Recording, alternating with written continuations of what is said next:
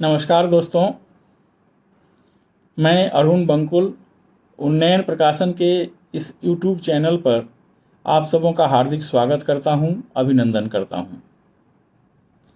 चलिए आज मैं गीता का स्मरण कराता हूं। श्री कृष्ण द्वारा दिए गए उपदेश जो अर्जुन को मोटिवेट करता है, उसी को वेद व्यास ने श्रीमद् भगवत गीता में उद्धृत किया है।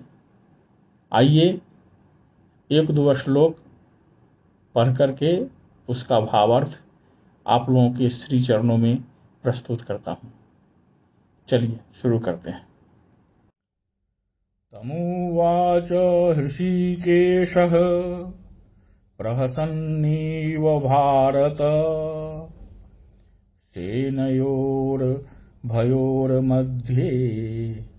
विषीदन्तमिदं वचः। हे भरतवंशी धृतराष्ट्र, उस समय दोनों सेनाओं के मध्य शोकमग्न अर्जुन से कृष्ण ने मानो हंसते हुए ये शब्द कहे। दो घनिष्ठ मित्रों अर्थात हृषीकेश तथा गुडाकेश के मध्य वार्ता चल रही थी। मित्र के रूप में दोनों का पद समान था, किंतु इसमें से एक शिक्षा से दूसरे का शिष्य बन गया।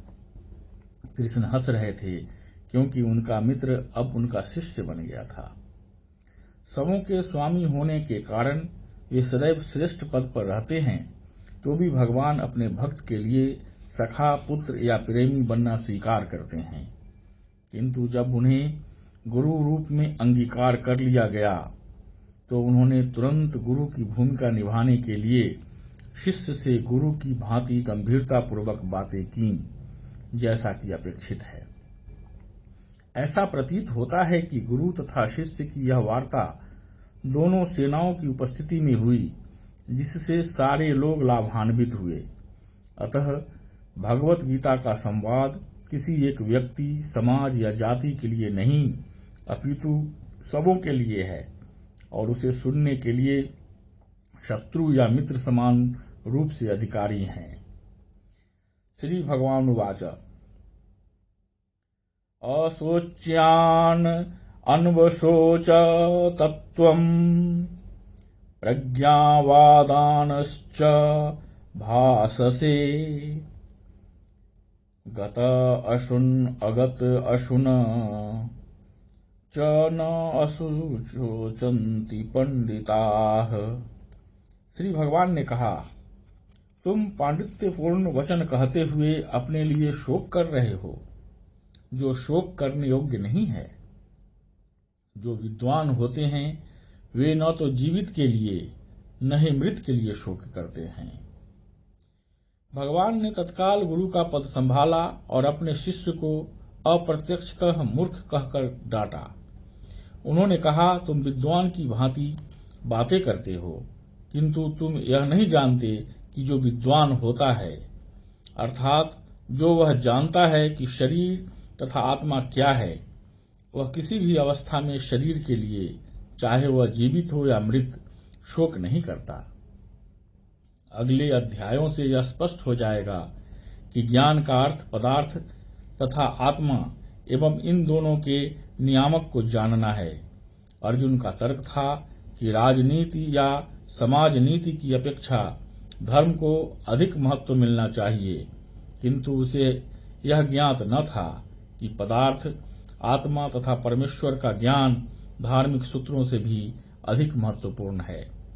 और चूंकि उसमें इस ज्ञान का अभाव था, अतः उससे विद्वान नहीं बनना चाहिए था।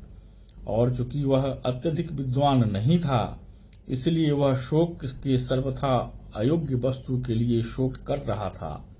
यह शरीर अजन्मता है और आज या कल का विनाश निश्चित है।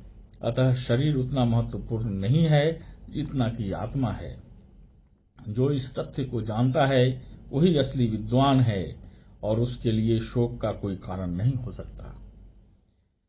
न त्वेवाहं जातुनाशं न त्वं नेमि जनाधिपाः न चैव न भविष्यामः सर्वे वै मतः परम। ऐसा कभी नहीं हुआ कि मैं न रहा हूं या तुम न रहे हो, अथवा यह समस्त राजा न रहे हों। ऐसा न है कि भविष्य में हम लोग नहीं रहेंगे। वेदों में, कठोपनिषद में तथा श्वेताश्वर उपनिषद में भी कहा गया है कि जो श्री भगवान असंख्य जीवों के कर्म तथा कर्मफल के अनुसार उनकी अपनी अपनी परिस्थितियों में पालक हैं, वही भगवान अंश रूप में हर जीव के हृदय में वास कर रहे हैं। केवल साधु पुरुष, जो एक ही ईश्वर को भीतर बाहर देख सकते हैं, पूर्ण एवं शाश्वत शांति प्राप्त कर पाते हैं।